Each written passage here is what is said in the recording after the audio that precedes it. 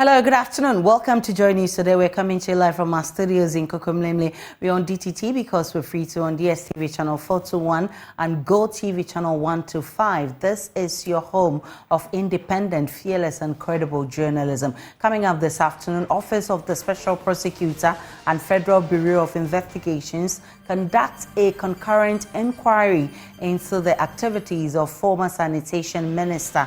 We have details and would also hear from her lawyers who say they expect a speedy trial at the court. Also, tension boil at Parliament's Adhoc Committee as chairman expresses revulsion against lawyers of the IGP and takes them on for tagging him biased. But the lawyers are standing their grounds on the allegations, insisting the evidence currently submitted to the committee is inconsequential. We are live in Parliament for details as the in-camera session is underway. And several communities in all three Tong districts of the Volta region bearing brunt of the ongoing Akonsombo Dam spillage of excess water. We'll hear from some residents who say they have been displaced for close to a month now. Plus, JoyNews' dialysis crisis series gets results as Makers House Chapel donates 50,000 Ghana cedis and 100,000 Ghana cedis to the renal dialysis units of the 37 military hospital and the Kolebu teaching hospitals, respectively. Details plus the latest on the Liberia elections, business, sports, showbiz coming up shortly. We're also live on Facebook, YouTube, Instagram and X at JoyNews on TV. My personal handle is Atta Akyea. Please stay for details.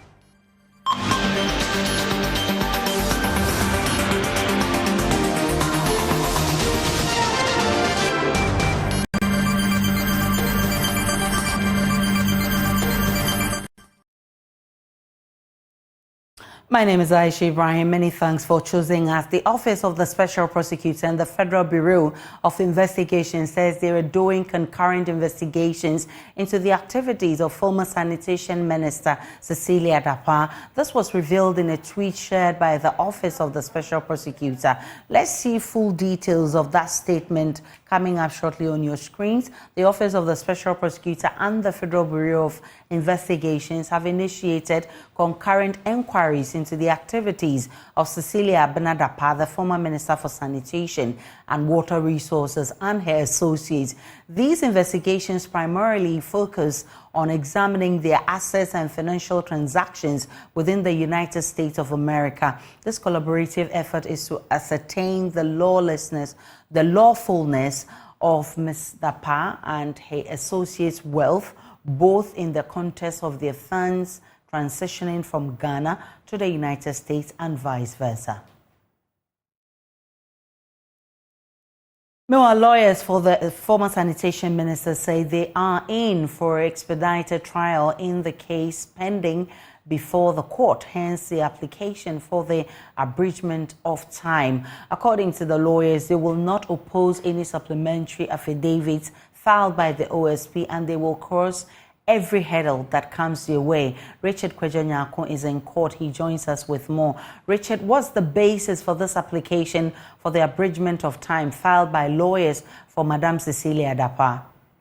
Well, Aisha, lawyers for the former Sanitation Minister say their basis is for an expedited trial and for the process to be quickened to mitigate the hardships, the seizure and freezing of the account of Madam Cecilia Dapaah by the Office of the Special Prosecutor.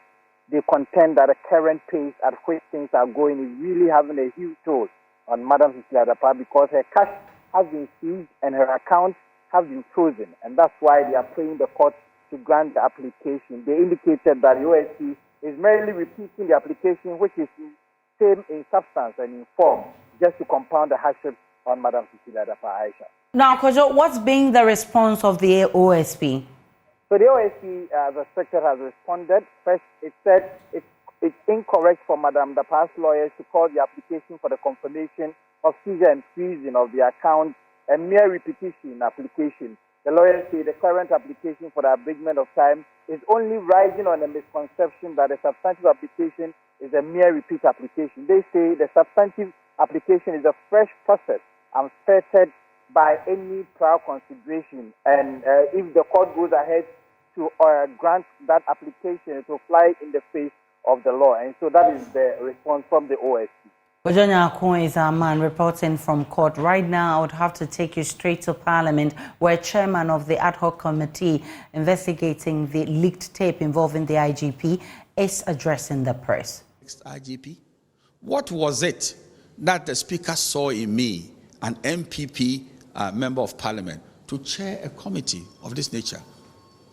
That's a vote of confidence that this is a man that I believe will be a very fair referee for the benefit of what we want to unearth and come to our conclusions. Chairman, it is not supposed to be a media warfare, but an in-camera one. But that's apparently what is currently happening. What are you going to do? Are you going to stamp your authority on this? I leave it to those who want to be wayward with the greatest of respect. I'm not going to control IGP's lawyers. I've said it several times.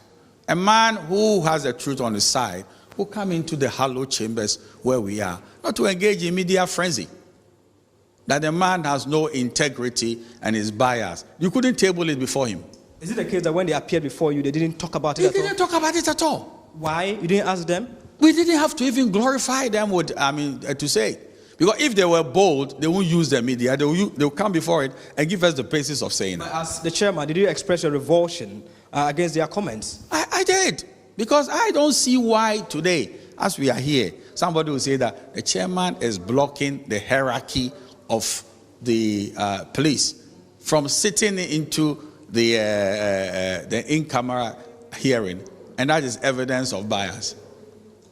And what was their demeanor? Did they apologize? Did you demand apology from them? I didn't even bother. The reason why I wouldn't bother with some of these matters are very clear.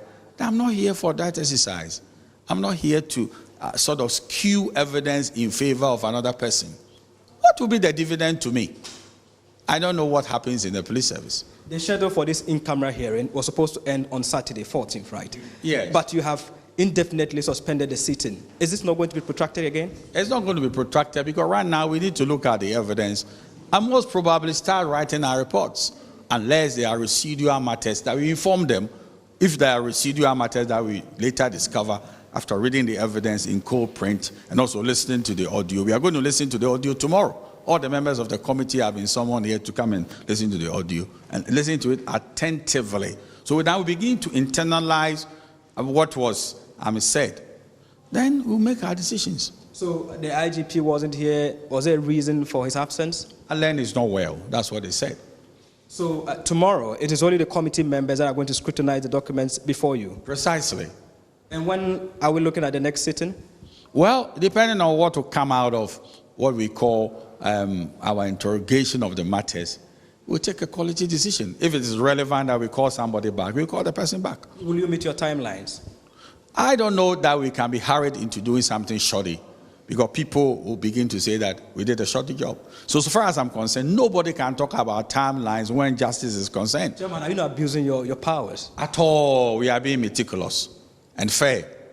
It is supposed to be an inquisitorial, probe. Is it the case that you are still asking for additional evidence or you've closed that window? I'm not asking for any additional. I was asking them, the witnesses, giving them the space to go and reflect on what they said. That would you want to add anything to what you said? That is a generous person. Is that not so? All right. Chairman, so is that to say that you are done with your work? At least the public aspect of it. Well, we are not sure. Because right now, as I kept telling you, we need to internalize the evidence we have. And if it's needful and relevant, we will have to do what is needful and relevant. If it's not needful and relevant, we believe that what has been assembled is sufficient for us to take a decision one way or the other. We'll do so and write a report. Is the committee ad idem on issues? Because usually we do have a situation where at the end of, at least in the recent past, committees will come do their work, issue reports, we have majority, minority report. Do you have a resemblance of some members of the committee at least having taking certain posturing in relation to the issues that have been discussed? I think tomorrow will be a very important day for us to see whether there are dissenting views. My colleague Samuel Mbora joins me live from Parliament. Samuel, we've heard the chairman speak about some of the allegations. How are the people taking this response?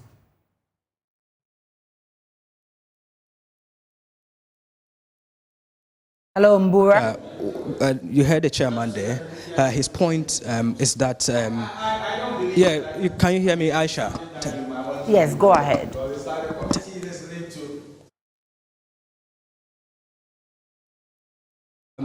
The witnesses all appeared before the committee.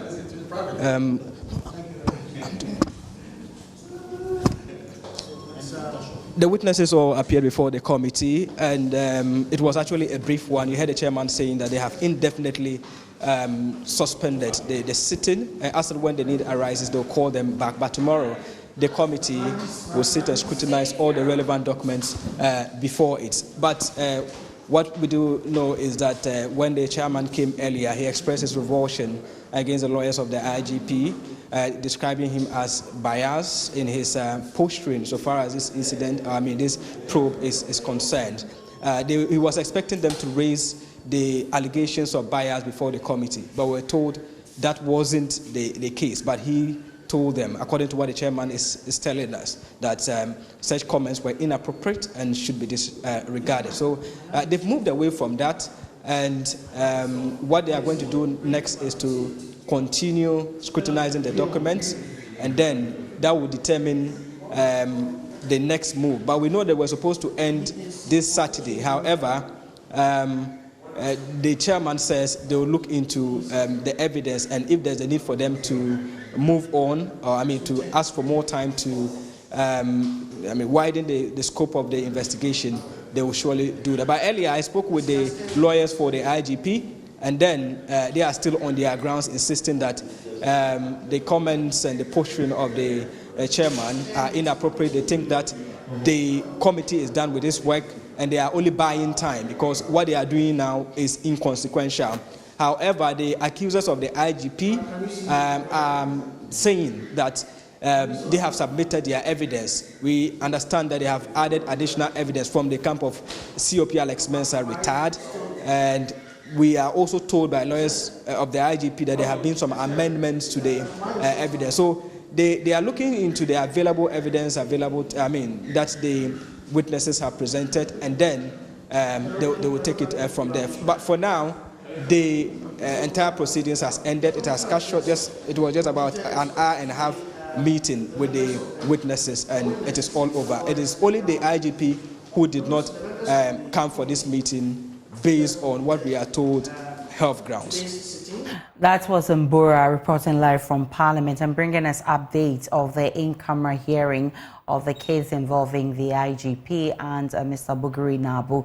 And you heard earlier chairman of that ad hoc committee explaining some of the allegations and responding to them.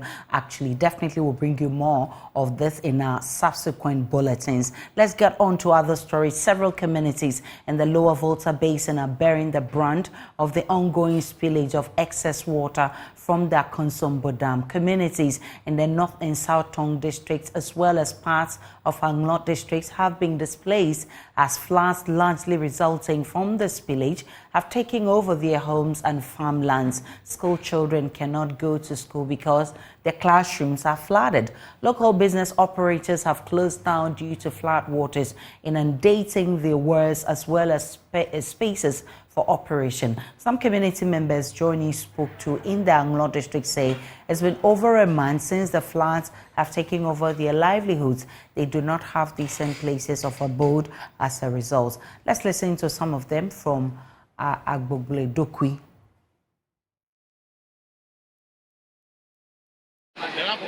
Since about 1996 that way. It's a seasonal thing starting, but coming every seasons. And from June that way it's come. When it's come like this, our schools have been closed. People will not have chance to go to school because it crossed the school road side, so that people cannot move to the school. So we close the school down. As we just stay to manage. When it goes, then we start our jobs activities. Yes. When it comes, it takes about 3 months or 4 months. We have become miserable. We can't even sleep over fears our houses may collapse. We just stay up all night.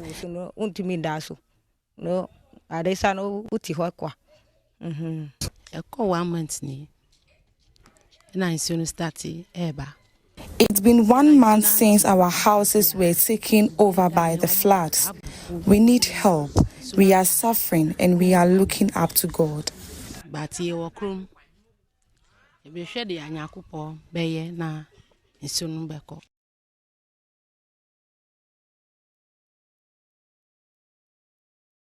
Well, communities such as Sokwe and Sogakope are equally reeling from the impact of the spillage.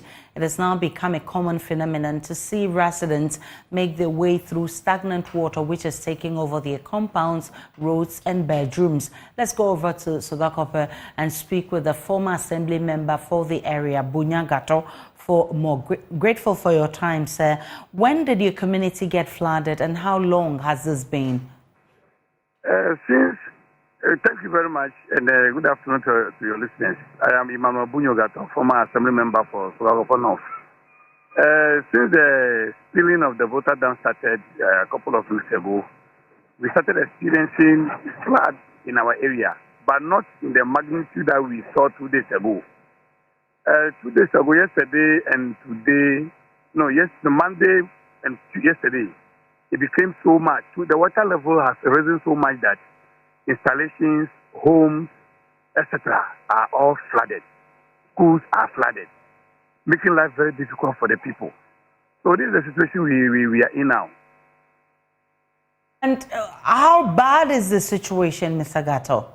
The situation is so bad that the substation, the bulk supply station, feeding Ada, Kita, Aflau is also submerged. So currently, power is not in the system. Then once power is not in the system, we don't have water also flowing. And we don't know how long this is going to last. Schools around where the flood is taking place have shut down. They've allowed all the students to go home because they don't know when and how a student will get into the water, the flooded water, and die. So they've closed all down the schools. People going to hospitals are also scared. Because, Komboni Hospital, where is located between the bank of the Volta River and a tributary of the river called Adoji. That's also flooded. So people going there are afraid because the water keeps rising. Hotels, etc., along the bank, houses along the bank are all flooded, making life difficult for the people. Businesses located along the bank are shut down. Mr. Gato, I'm grateful for your time. We can now speak with my colleague Ivy Setoje, who has been visiting other communities for more. Ivy, which communities have you visited and what did you find? So, Jordan, Tonu, Mefe, and its environs, especially those people who live close to the river, are flooded. People's houses are flooded. They are unable to go about their normal activities. You see people bringing their properties out from their rooms, and some of them are trying to relocate to families and friends outside. Now, businesses have been shut down. Schools are not in students are not going to school because of this issue. And the water, the level is so high. The situation is currently very terrible, and the residents fear that if something is not done about it urgently, they may lose everything.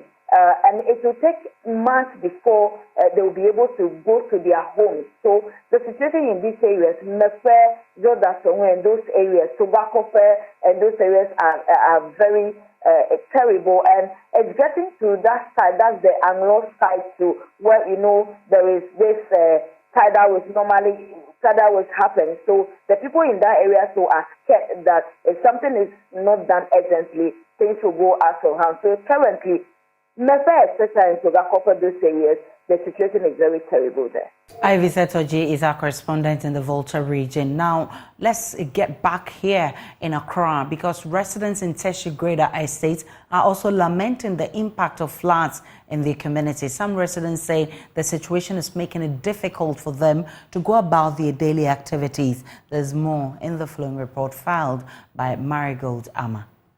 When the clouds gather and it pours, some residents of Greater Estates are thrown into a state of panic. The marriage of floods and small drains has worsened the already poor road infrastructure in the community, creating a perfect storm of chaos and peril.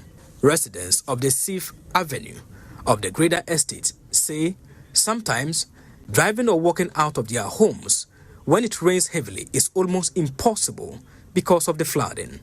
A resident, Yokopovi Dorcas, narrated how rushing floods washed away a young man. Last Friday,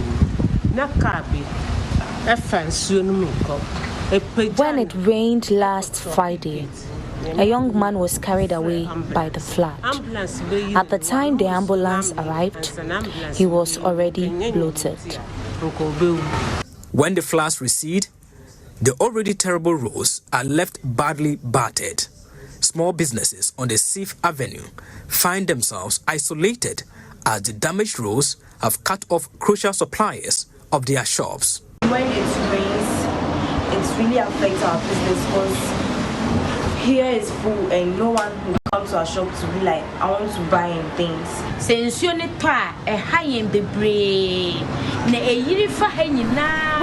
Whenever it rains, rainwater poses many risks to our lives. The flood enters my shop. The drain near Freedom Shopping Center overflows. The causes of these floods are unknown. Are small drains, disposal of waste substances into drains, and other building in waterways, but authorities have done little to improve the situation. What causes the flood is choke gutters. They say we are in greater estates, but our gutters are very, very choked. From Spinter's place coming, all is choked. A lot of sand, a lot of rubbish inside the gutters. Our roads too are not good. Theophilus Ni Amashite recalled that the government repaired some roads in the Teshi area after a protest in May. He wondered why the government had not come to complete the roads in Teshi. Some of the roads have been worked on. We have seen an effort by the municipal assembly, that's the Lejikuku Municipal Assembly, to have the unwatchable portions of our road, especially within the corridor of the 10th Avenue in the Greater Estates, worked on extensively with grading of the surface and compacting with the machine rollers to ensure that it offers some kind of comfort when driving. However, what remains to be done is that road is so strategic, it has to be asphalted to ensure that commuters are able to connect easily to their workplaces to ease traffic on the Spinter's Road. But in an interview with the Municipal Chief Executive for Lejokuku Municipal Assembly, Mordecai Akwashi, he advised the residents of Greater Estates to take part in activities that will help in flood mitigation and also pay their taxes to enable the Assembly render the services they need in the community. Anywhere where there's a lagoon, it means it's on or below sea level. That's why the lagoon is there. That's why lagoon means that the sea can come into the land. So it's generally a low-lying area. We have to do what we call flood mitigation. Then we must clean the drains and things like that so that we maximize the water flow. So what I'll tell the Greater Estate that they should please go onto the GRA platform, ghana.gov, the Unified Common Platform, onboard themselves and pay their proprietary rate, because we will need the money badly to give them, to render to them the services that they require. Paramount among which is the fixing of the culverts and the roads. Residents are therefore calling on the government to treat their pleas with urgency. Marigold, Ames report for JoyNews. Well, to some good news, the Ghana Gas Company has fixed a bridge in a deplorable state in the Anglo constituency of the Volta region after a JoyNews report. A 4-year-old girl lost her life while returning from school. Many other community members also suffered various degrees of injuries while trying to commute to other towns using the bridge. Following JoyNews' report on the dangerous state of the bridge, the state-owned gas company moved in to fix the bridge. Kwekwa Sante went back to that community close to a year after airing that story and now reports.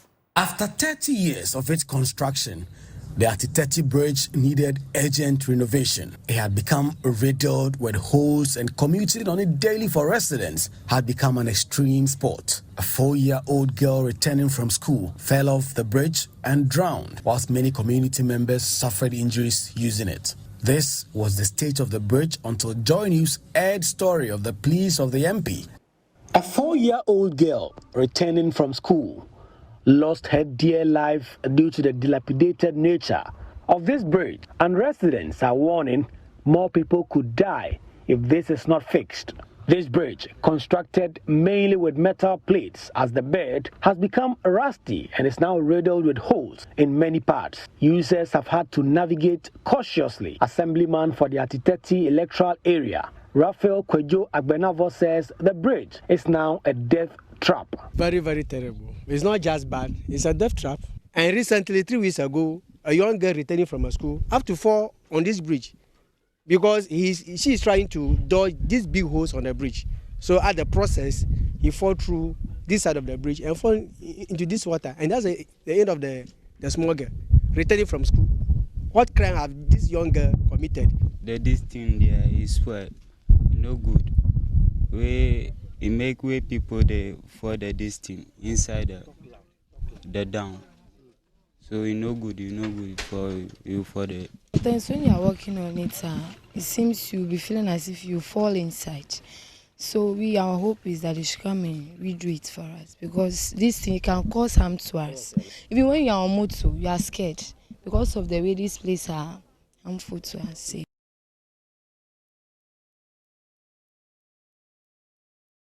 JoyNews says dialysis crisis series is not only yielding positive results with policies geared towards solving the rising cost of dialysis and treatment for renal patients. Individuals, corporates and religious entities have started joining the campaign to bring relief to patients whose survival depends on this all-important medical procedure, with the Makers House Chapel International making a donation of 50,000 Ghana cedis and 100,000 Ghana cedis to the dialysis unit of 37 Military Hospital and the Kolebu Teaching Hospital, respectively. There's more in the following report by Prince Kwame Kodoga. When the Kolebu Teaching Hospital increased the cost of dialysis by 100%, JoyNews launched a dialysis crisis campaign to raise awareness about the plight of people with kidney failure. People with chronic kidney failure depend on dialysis to survive at least 3 times a week. We brought you stories of how some patients struggle to raise money for treatment.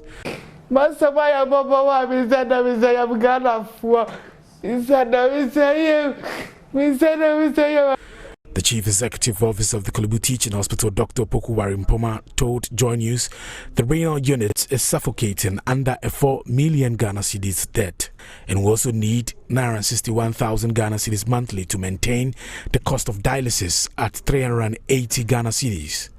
We are now engaged with government, with the ministry, with other stakeholders to see how quickly we can, find the resources to advance. Because at the moment we are sitting in a 4 million cedi hole. If we are to operate at our current capacity, which is about 2,000 dialysis sessions every month, then it means that we are going to accumulate about 961,000 cedis of debt every month, in addition to the 4 million cedis that we have already. So this is financially unsustainable.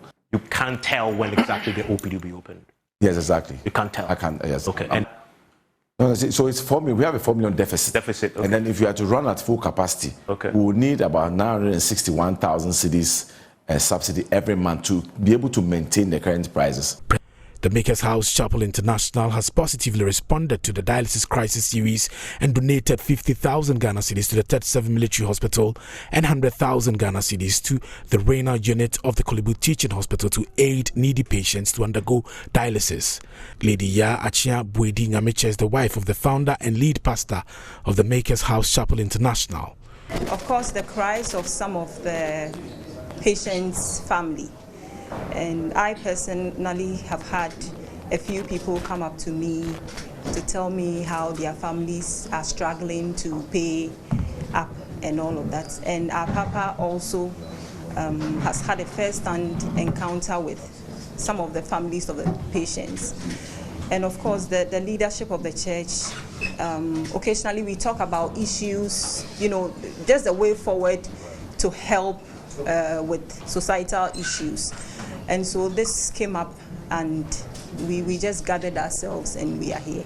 She also pleaded with other Christians to help patients on dialysis. I would also want to say that we have a call as a Christian fraternity to help out with the weak and needy in society, and so I'll urge all of us to, join heads together, like they say, and it will go a long way.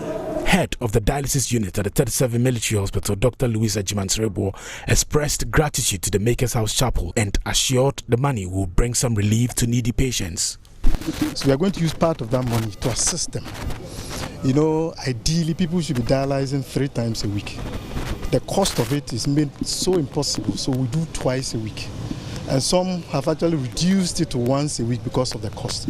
So this money is going to help those people so they'll be healthy and become productive citizens of this country.